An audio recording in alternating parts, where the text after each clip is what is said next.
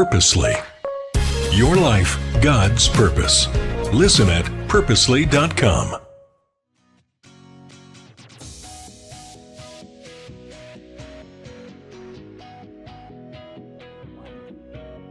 This is the All Mom Does Summer Series, Raising Them Well. And this episode, well, I have to confess, it comes from a place that it was one of my favorite things. When listeners send me questions, things they're grappling with, things they want some insight on. Even with me, you could say, hey, here's how not to do it.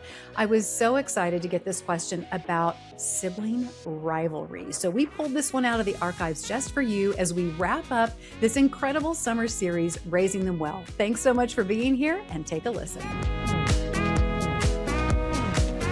I received a couple months ago a great email from a listener. I'm not going to say her full name to preserve her privacy, but I want you to hear what she wrote to me. She said, one topic I would love to hear about is dealing with sibling conflict.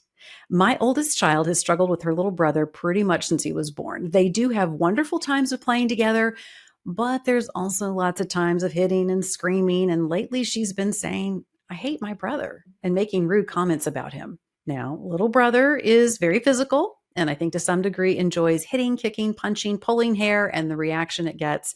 I remember fighting a lot with my sister growing up, and unfortunately, I didn't pick many helpful tools from my parents in how to support my kids through it. Would love wisdom in this area. Thank you for your ministry. And that is an email from a very dedicated listener named M, who I've gotten to know through the years.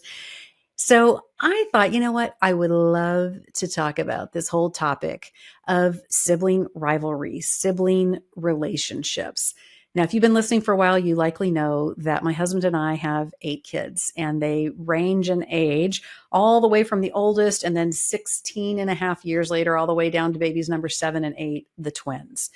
This idea of watching kids grow up together, the challenges that come with that, the ones that naturally get along and the ones that don't, all the personalities, the variations of personalities in a family. Whether you've got 2 kids or 14, you know that all of that factors into the relationships they have with each other.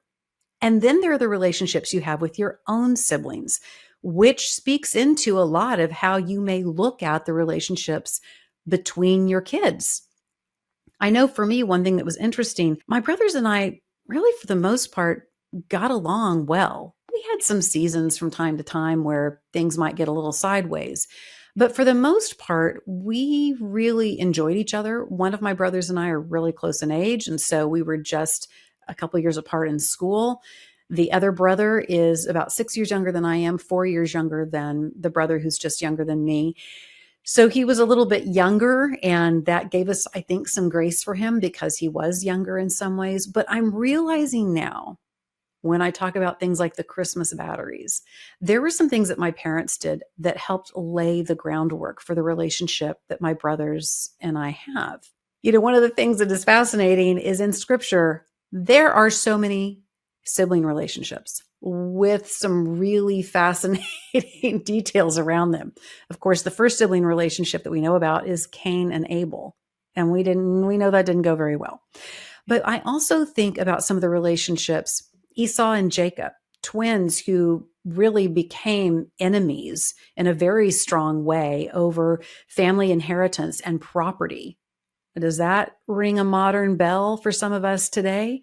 I think about Moses, Miriam, and Aaron, where Moses being the baby of the family, you wouldn't think he would have been the one who would have had such power and ministry and authority ultimately. And yet here were Miriam and Aaron who did come alongside and support him. And there were issues. There were times that they had to hash some things out. Like when Aaron, built a golden calf for the Israelites in the desert, and that was a little bit of a problem.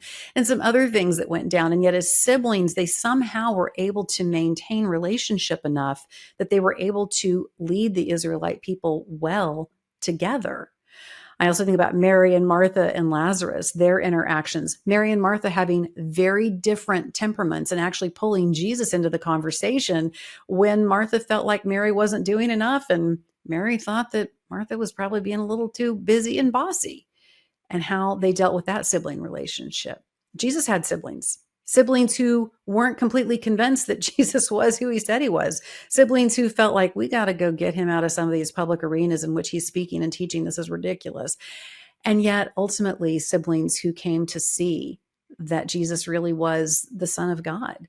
Siblings are all over the Bible, and I don't think it's any mistake that the Apostle Paul talks about us in the church as brothers and sisters in Christ. And so the notion, the nature of sibling relationships is everywhere. And it really does shape so much of what happens. Even if you are an only child, my mother was an only child, and her first cousin was like a sister to her. And they faced some of the same sibling stuff that siblings in the same home would face. When it comes to your parenting with your kids, I have some ideas. I have some cautionary tales, things I wish I'd done a little bit differently. And I also want you to think of this through the lens of your siblings in your adult life, your siblings, that the people you grew up with, and how you're conducting those relationships as well. Because here's the thing. We cannot say and set a standard in our own home for something that we're not modeling within our extended experience. And so if you're expecting your kids to get along really, really well, but you're actively talking about how much you dislike your own siblings, check yourself before you wreck yourself, because it's going to be awfully hard to model one thing in actuality and expect something different from your kids. So let's get into it, shall we? That battery story. Here's why I tell you that story. My mom's motivation for the batteries, for wrapping a package of batteries, was because she wanted as closely as she could when my brothers came out and I came out on Christmas morning for us to have the same number of packages under the tree. Now, listen, have I as a mom pulled that off? No, I haven't. There are a lot of people that I was doing all the Christmas things for, and counting every individual package at the end of the day, I didn't do such a great job that my mom did. But here was the thing. On the one hand, you could say, well, that's ridiculous, and kids need to learn that you can't always, I get it. But here's the message she was giving us that still carries. She wanted us to know that from she and my dad, they were going to make things as fair as possible. Think about it. How often do you hear from one of your kids if they get upset with one of their siblings and they'll say, that's not fair? Now, listen, I know we can all easily respond and say, well, life isn't fair and get used to it and on and on. However, there's something really important, I think, when it comes to our kids being young and them paying attention to who's getting what and what's happening and who gets this privilege and on and on and on. There's really something important about parents acknowledging that, yeah, there are times that sibling relationships may not feel fair, that outcomes may not feel fair, but that you as parents, not based on who's the easiest going and who is this and who is achieving the most and on and on and on, that you as parents are going to try to make things as fair as possible. Now, my mom being an only child, she didn't have to deal with what would be fair and who got what under the Christmas tree and all of that. So I really admire that she was determined for my brothers and I to get the message that they were going to try to be as fair as they could be. My dad had an older brother, and one of the things that I think is really beautiful is that his parents modeled fairness. They didn't have much to their name at all, but they did have some farmland. And they were very clear with their boys. They farmed that land together, and when the crops went well, they lived there. And when the crops didn't go well, they would go down to the coast and work in the shipyard. One thing they really modeled for their kids is there were pieces of that land that were a little better because they were positioned by a pond and they had road access, and there were pieces of that land that were further back and harder to access. They modeled for their boys, we're going to make this split of this land, this inheritance that we have for you, small as it may be, we're going to make it as fair as possible. And my brother and his dad modeled that beautifully when they handed off that land to my brothers and I and my 3 cousins. They took that ethic of it needs to be fair, and they really made it stick. Now, today I realize that's not all that common sometimes in families. I am amazed the number of times that I will hear of one adult child getting a really significant piece of an inheritance and another child not, for no discernible reason. And because that ethos of fairness hasn't been instilled, the sibling who's received the bigger portion doesn't seem to think there's a problem with it. Fairness is a big topic. And I have seen it tear apart families. I have seen it tear apart sibling relationships when there's something that is inherently unfair. Think about that with your own kids. Are there places where if you could widen the lens and objectively look, it really isn't fair? I want to encourage you to think about the wrapped Christmas batteries that your kids can trust and know that you're going to do everything you can to make things as fair as possible. All right, second thing that my parents were good about, we've tried to be good about. I know this can be a little controversial for some families, but we did not allow physical fights, at least the ones that we were aware of. Now, my kids might say, yeah, well, behind the scenes, we did a couple different things and smacked each other around. But I'm telling you, physical fighting, that was not allowed in the home I grew up in, and we did not allow it with our kids. Did my kids sometimes wrestle and did play get aggressive at times? Sure, absolutely. But in terms of there just being an actual physical fight, and that was how things were going to get resolved, and we just stood back and watched, absolutely not. Because here's the thing. When you start allowing physicality to be the thing that is the determiner of relationship, it's not going to go well. There is always going to be someone who feels like they have been embarrassed, humiliated, weakened.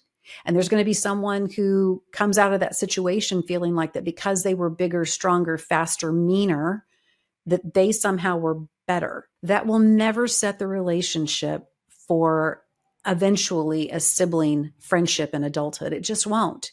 And that's an important thing to mention. One of the things that we always talked about with our kids was, look, these people that we've given you, you're going to have differences. You're going to have different ways that you look at things. You're going to have different temperaments.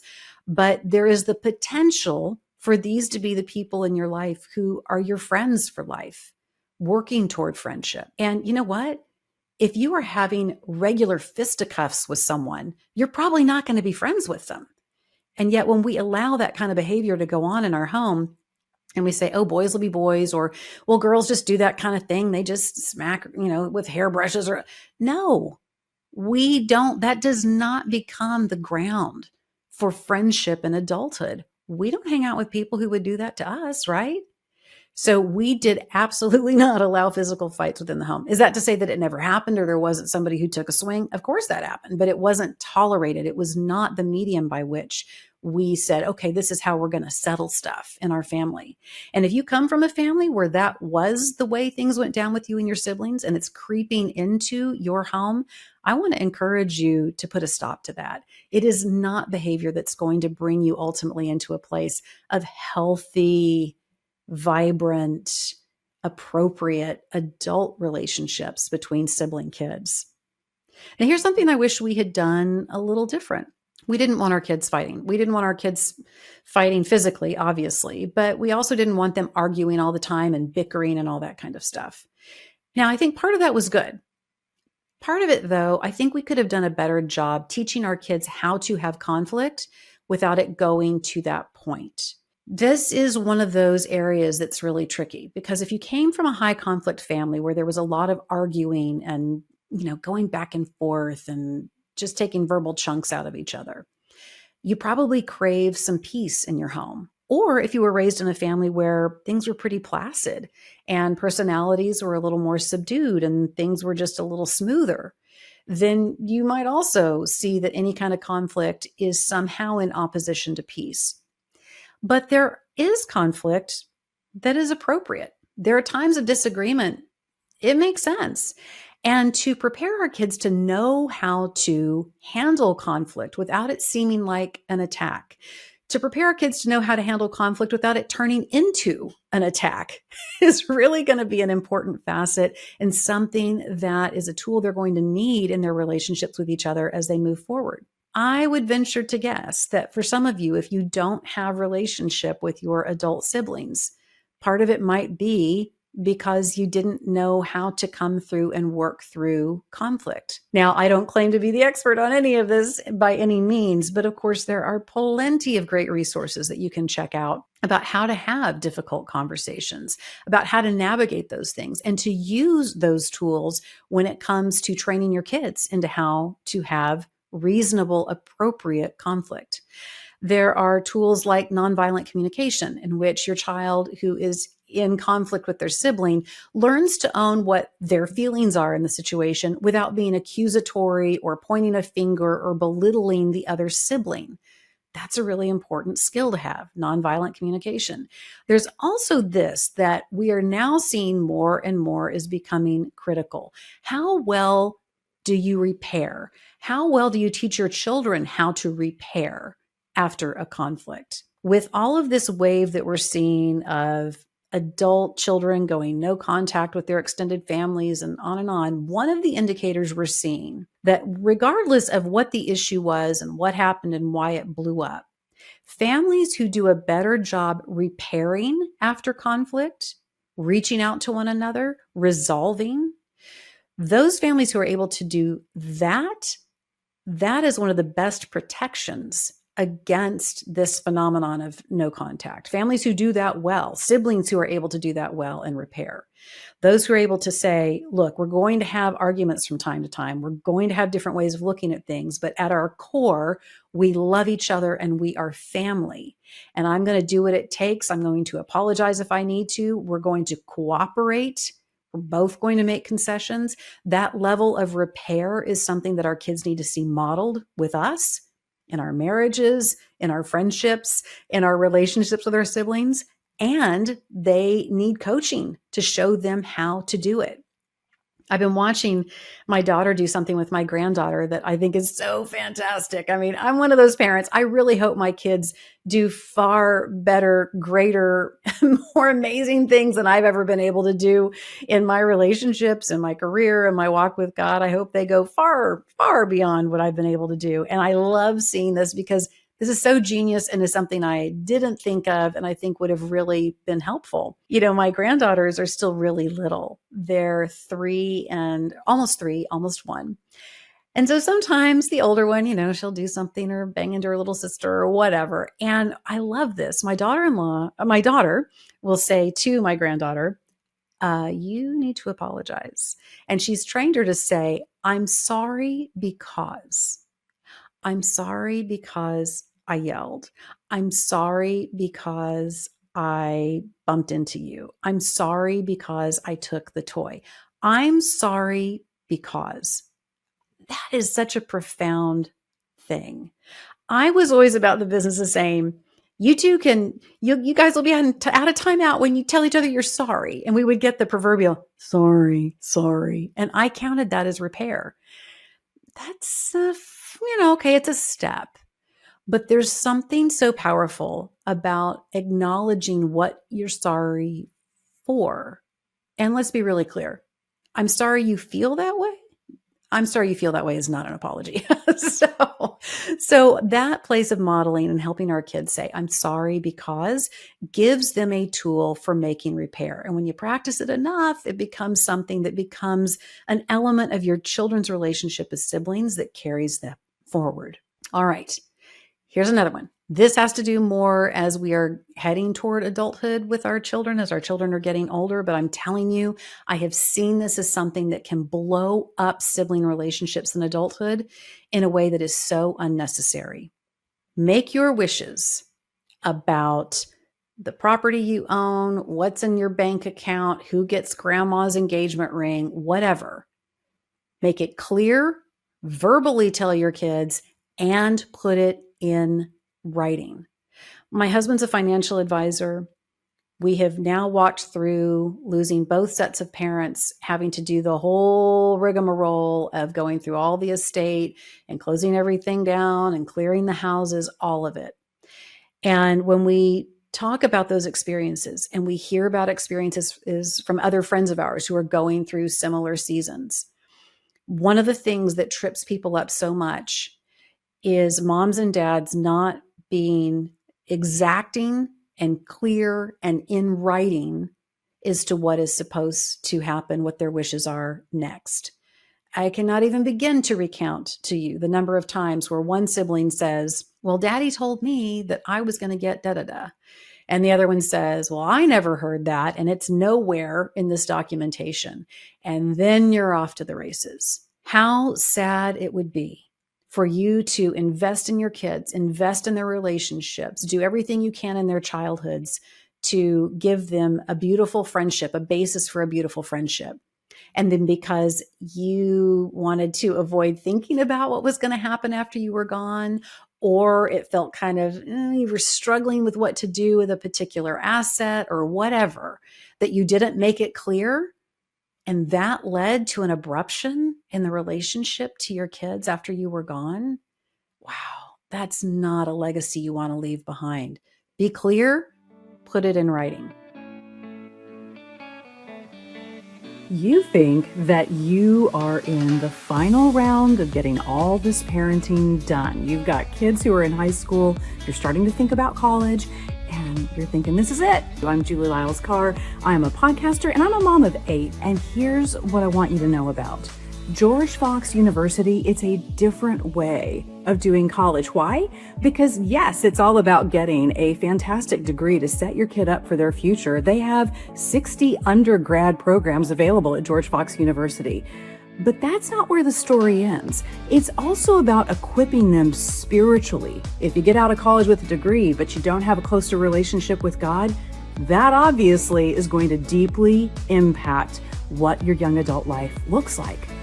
So for your kiddos, I want you to consider, what would it mean for your child to be able to go to George Fox University, where 93% of George Fox students say they now have a closer relationship with Jesus? George Fox University is located in the Pacific Northwest in Oregon. They have 23 Division III athletic programs, and 100% of students at George Fox University receive financial aid. George Fox University is dedicated to their promise. They want every student to be known for who God created them to be. So listen, parents, yeah, you are getting into some of those final laps, but you definitely want to make these last laps count in a big way when it comes to the legacy of your parenting. So be sure and check out for your student, georgefox.edu. That's georgefox.edu.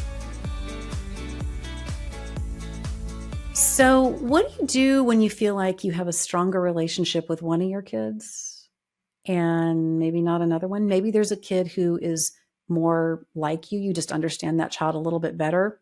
Maybe there's a kid who's so much like you that it calls you out too much, and that makes it tough. So you actually kind of prefer their sibling because their sibling's a little bit easier to get along with and doesn't always reflect the mirror back on you as to the stuff you're dealing with in yourself. This is a very biblical problem. It really is. Tale as old as time, because Rebecca preferred of her 2 twin sons, she preferred Jacob. She just did. He liked staying home with her and puttering around the kitchen with her and remembering and doing all the recipes from days gone by, all this kind of stuff. And she preferred him. Now, what did she do with that? Is it wrong to find yourself a little more connected to one of your kids than another? I don't think so. I just think that's sometimes human nature, or just the nature by which we understand people. Let me tell you what is problematic. She inserted herself to try to get the better share for the kids she preferred. Now, I know that seems wild, and you might think, well, parents today wouldn't do that, right? I've witnessed it. I've absolutely witnessed it. And what happens in that moment is nobody's fooled. The kid who is preferred knows they're preferred. The kid who is still striving for a relationship with that parent, they know they're being cut out.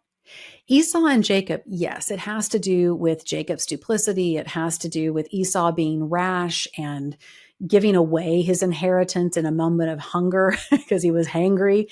Sure, all of that exists. But don't miss that behind the scenes was a mom who was not saying, you two need to get along. You are both my sons. I love you both. Yes, Jacob and I have shared interests, but Esau, you are just as much mine as he is. No, we had a mom behind the scenes who was into all kinds of machinations to try to make it so that the kid that she got along best with got the best portion.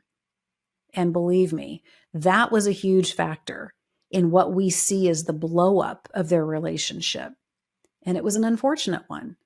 Now, thankfully, Esau and Jacob were ultimately able to repair that relationship.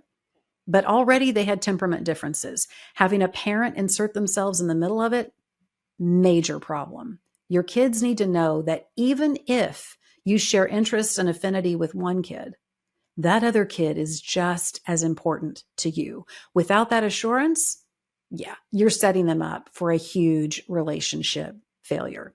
This next one, really important, particularly when you have kids who have very different personalities. I'm thinking again of the email from my friend M saying, these two kids, they've just kind of had it out for each other from the very beginning. Listen, there's going to come a point that you can't be the hub of the relationship. As much as you want your kids to love each other, as much as you may pray they have deep friendships, always, you can't be the hub. I've seen moms act as the mediator. They have two kids who are different, have different interests, different temperaments, and yet they keep trying to create friendship between those two kids. Or they're always in the position of referee. Now, hear me well on this. There is a responsibility in your parenting that if you have one kid waylaying into another kid, you're going to have to intervene. If you have one kid who is a fast wit and fast with their tongue and they are just shredding verbally, a sibling who is a little more laid back, who doesn't operate in quite the same way at a verbal level, yeah, you're going to have to step in because you are trying to lay a foundation of fairness for both sides. And so in that way, you are going to have to step in. Should it be about defending the other kid? Maybe a little, but really it's about saying in this family, we do not fill in the blank. We do not hit each other. In this family, we do not belittle each other. In this family, we do not call each other these names. That way, no matter who the player is, who is the offender, and who is the one who is on the receiving end of that becomes less material to the ethos that you're setting. That ethos is very important. And so, yeah, sometimes you do have to step in, obviously when they're smaller, obviously for their own protection.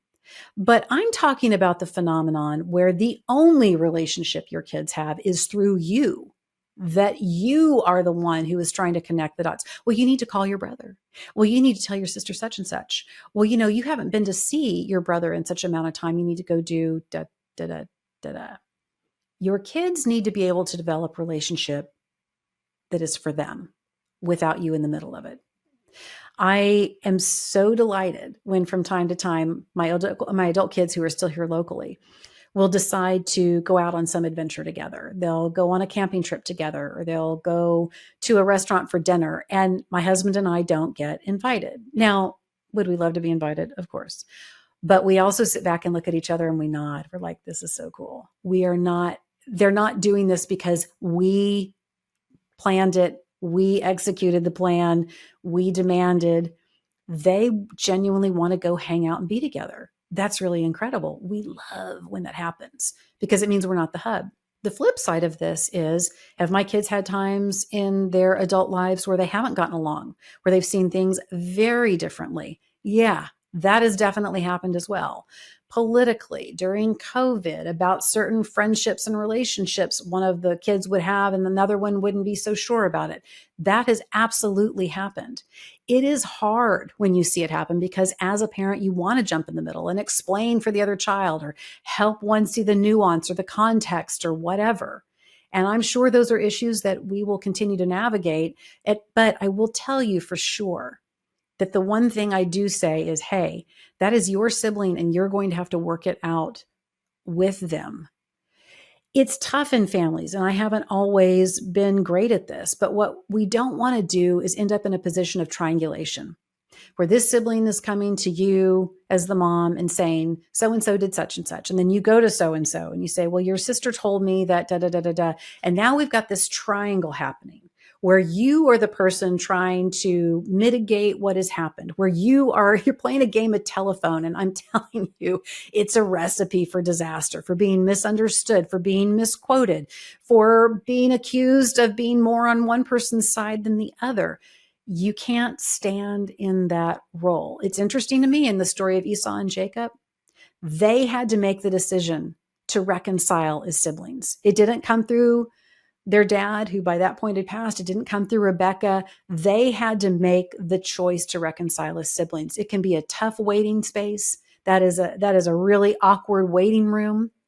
in family situations where you have a couple siblings who aren't getting along and aren't comfortable around each other, but you can't resolve it for kids over a certain age. Now, what should that age be, Jules? You asked me. 8, 9, 10, 11. That's going to be an individual call. That's going to be one of those things you're going to have to sort with the temperaments in your house. What I will say is you probably have an ability to step in a healthy way somewhere in the mid-teens.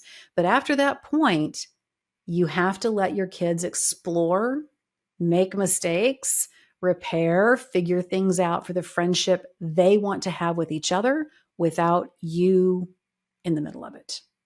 All right. Here's another thing that I have observed through the years. Something I've tried to mitigate at my house, sometimes to some level that's doing well, sometimes not. We started with the story of the Christmas batteries, trying to make sure that every kid had the same number of presents under the tree. And there is a reality that even if you are that meticulous with it, even if you are trying to demonstrate over and over that you want things to be fair, there are going to be situations that aren't. For example, I have people in my world who have dealt with a child moving into young adult years who has needed to go to rehab. Super expensive, caused all kinds of chaos in a family, has really made things difficult with resources and finances and all the things. It happens. And yet sometimes parents act like, well, of course we need to do this. They're our child and on and on. And yet at the same time, you've got another kid who is working their tail off to pay for their living expenses through college. Okay, that's not fair. Can we just say that? And when you as a parent are willing to say, I recognize that from a resource standpoint, this does not feel fair. And I want you to know I see that. You're not making verbal promises like we're going to make it right and we're going to leave you a check for X amount, or you're not justifying it. How can you even feel like it wouldn't be fair? That's not fair of you to think it's not fair because here I am as a parent trying to do for, just acknowledge it. Just acknowledge, hey, I recognize this is taking a lot of my time, a lot of my focus, a lot of my resources. I'm sure that might not feel fair to you. And then just listen to your kid express what it's like. We have 2 children who have disabilities, and the focus and time that was put into their therapy modalities, the resources they needed, on and on. Bottom line, not fair to my other kids. And I know that you might be listening and thinking, well, but it's nobody's fault. I get all that. But when you are 8 years old and you want an XYZ like all your other friends, but the family budget has gone for a medical device that's critical for your siblings' development, that's hard to process when you're 8 years old. So you know what? Sometimes it's just better to go, I get that it's not fair. So in those moments, as much as we want to set an ethos of, we want things to be as fair as possible, we also need to be setting an ethos of saying, and we're human. And we have a broken world in which things happen that require things that are out of proportion for one another sometimes. But what you need to know is that we're also looking out for you. Because here's the thing. When your kid says something along the lines of, it's not fair, the fear that they're voicing is, do you see that I'm here, that I have needs, that I have ways in which I want to be connected to you, and I'm not necessarily feeling that. Acknowledging that things in certain seasons are not fair is a place of vulnerability, and it's a place of truthfulness that I really believe your kids will appreciate and will help reduce the level of resentment that can grow from some of these situations. When you get ahead of it, when you acknowledge it early, that is really helpful so that resentment can't take hold. Now, in all of this, I want to be cautious to say there are situations in which you may have had a sibling, or you may be raising a child within the sibling group of children you have, who really is a kid who's making things super tough for whatever reason. Sometimes you will just have a kid show up who really is more of a physical bully, who really is more difficult, who really does seem to thrive on picking on another sibling and those kinds of things. Sometimes in adulthood, you have a sibling who has drained your mom and dad dry through all kinds of different mishaps and misadventures. They are rude to you, they are mercurial, they are unforgiving, whatever the thing is. Sometimes, unfortunately, in those types of sibling relationships, the best you can do is to continue to love them, but to let go of the idea that you will ever necessarily be friends. And if you are still about the active business of raising kids and you see one who's exceptionally oppositional, I want to strongly recommend that you get your whole family with a family therapist so that your other children can see that you recognize this is a problem. You want to get tools. You want to create as best loving environment as you can and not let that kid either A, off the hook, or shun that kid to the point that they don't feel included, that they feel like they're always on the outskirts. So often, so many of these things really are just about getting better tools.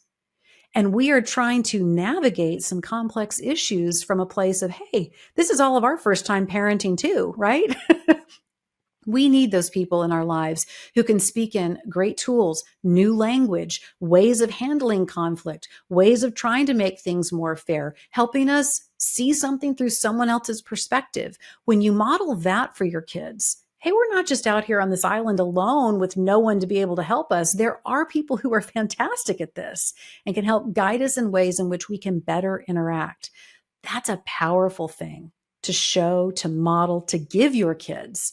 Because as my listener who wrote in said, I was raised in a family in which my sister and I had a lot of conflict, and we didn't really see modeled how to handle that. Then go get tools, be intentional about it, own it. I love that she's so honest about, hey, I'm kind of lost here because I wasn't raised in an environment that handed me off a toolkit of things to do. But you will have to be proactive. You will have to go seek it. And of course, I love resources like books and podcasts and all those things, but I'm also here to tell you there's something very exceptional about getting in front of another human being for whom this is their area of expertise and letting them coach you and your kids toward better relationship. That can be a really profound thing that you give your kids. Now, as we wrap up this idea around sibling relationships, sibling rivalry, all the things, I know we haven't been able to touch on everything. But I do want to make sure that I say this. One thing that we talked about a lot in our home was that, Lord willing, these are the relationships, these are the interactions that will carry forward in our kids' adult lives for a long time. And I do know that with my siblings, through various seasons of life, various circumstances, the ways we've seen each other through things, saying goodbye to my parents, and what that took in terms of relationship. You know, even if you don't want to mess with your siblings anymore, even if you have a kid who's saying, man, as soon as I'm out of this house, I am not talking to those people again. Life has a way of bringing those relationships back around to where you do have to deal with each other. And you're going to have some decisions to make at that point. To me, if we can make the investment now while our kids are young and still in our home and let them see the importance of having these siblings who are also their dear friends, that is an investment that pays forward in the future. That's an investment that pays forward in the future in difficult situations where difficult decisions are having to be made. My brothers and I were recently talking about that we're really grateful the more stories we hear of people in seasons of life saying goodbye to parents, splitting apart assets, all of the things. We're so grateful for the wrapped batteries under the Christmas tree because we are all so protective of that legacy for each other. We do our best to try to make things as fair as possible. And it's because we had parents who set that as an example, who showed us that fairness was an important component of building our relationships forward. And it has served us well. So I hope that's some encouragement for you. I know that's probably not the answer to every single situation you might have, every single conflict that has arisen, your particular situation. But there are things we can do to be intentional. Just because you're born into the same household does not mean that you are automatically gifted strong relationship and love for one another. It still has to be cultivated and protected, valiantly protected. And guess what? As the mama, as the dad, that is part of the charge to you, to help build the environment in which your kids have the best shot of having a beautiful blood friendship moving forward into their lives through the different seasons, through the challenges, all the way home until we get to God. So I hope this has been of help. Now, as always, I would love to hear more of your listener questions, the situations you're dealing with, your thoughts on this episode. I love when you interact with us. So you can find me over on Instagram at Julie Lyles Carr. I'm Julie Lyles Carr, all the places. And of course, we have all kinds of social platforms and places that you can interact with us at All Mom Does. There's allmomdoes.com and All Mom Does all over the socials. If this episode has been helpful to you, would you do me a favor? Would you snag the link and send it to someone who you'd like to listen to it? Maybe it would be helpful to them. Maybe it's to your sibling. It gives you guys a starting point in which to potentially rebuild and restart your relationship. That would mean so much to me. And I will see you next time on the next episode of the All Mom Does podcast.